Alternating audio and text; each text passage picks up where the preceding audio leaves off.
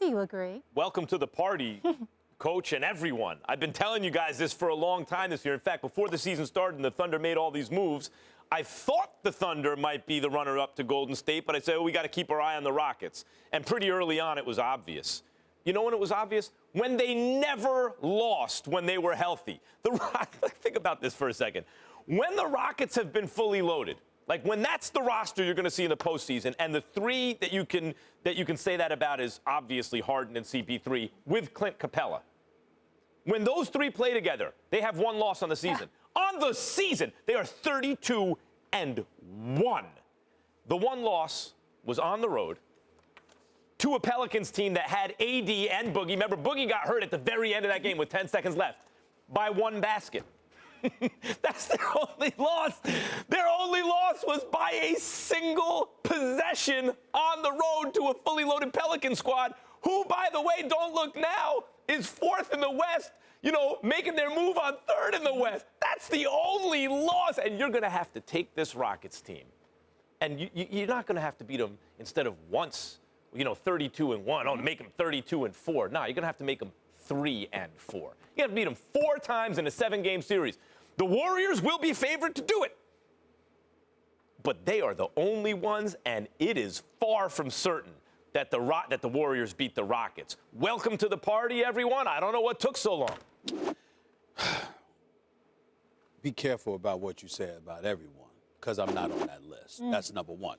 But if you don't mind, y'all, I should have stopped you before you started the show, because I just wanted to tell the world that this past weekend, excuse me for deviating from sports, I actually marched my little niece down the aisle. Hey. I walked her down the aisle, my little niece Chanel. She got married, and, Uncle Steve had to walk her down the aisle. So it's a very, very proud moment. Mazel tov, Chanel. And her husband, Roy, is a good kid. I like him. Roy Champion's his name. Good kid. Like the name. Way to go.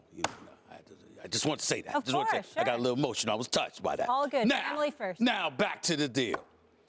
It ain't everybody. And here's why it's not everybody. You have to look at the competition. I look at Eric Gordon and I say, I like Eric Gordon. I like Eric Gordon a lot. 29 points, 7 3-pointers. Do I think that's going to happen?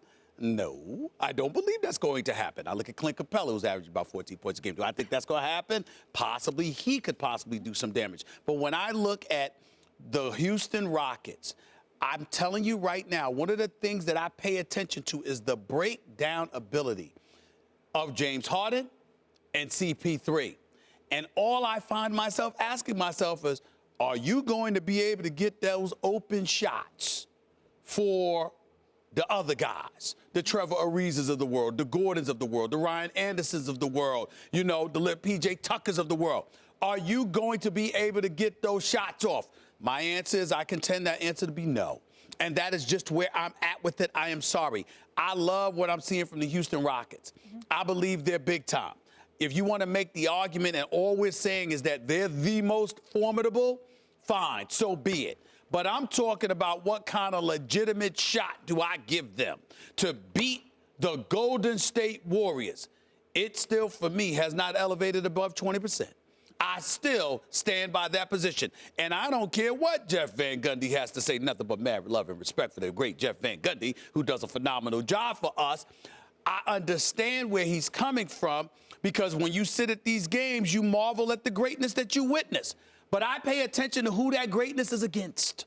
It's not just about how you look. It's about who you look great against. I mean, damn. When you look at the Warriors, excuse me, I'm not worried about that. Regular season stuff, first of all, season opener, can't worry about that. By the way, CP3 and James Harden together, 34-3. Come on, y'all. We know they're great, but 34-3, everything is flowing right now. And I don't want to tell you 32-1 with Clint Capella. Excuse me, Mr. Migraine. Don't interrupt me when I'm speaking. Calm down. Because here's the this. All right, it's all right, because I got you covered, brother. Here's the point that I'm trying to make to you, Max Kellerman. We sit up there and you keep talking about these guys, but at the end of the day, we got to take into consideration not just the level of competition, but who they are. The Golden State Warriors were in cruise control half the time. You saw what they did against Oklahoma City a couple of weeks ago. You know why they did that? Because Oklahoma City had beaten them twice. And All-Star break was over. And they're like, you know what? We tired of this noise. It's time to put y'all on notice. Who the hell y'all think y'all playing with? Let me pump the brakes on this right now. And I think a legitimate argument could be made that that is the reality here. And to me, if I saw a ball movement and that was what was going on, that would be different. But Chris Paul and James Harden are so sensational, and they break you down one-on-one. That's going to work against almost anybody else. It will not work against Golden State.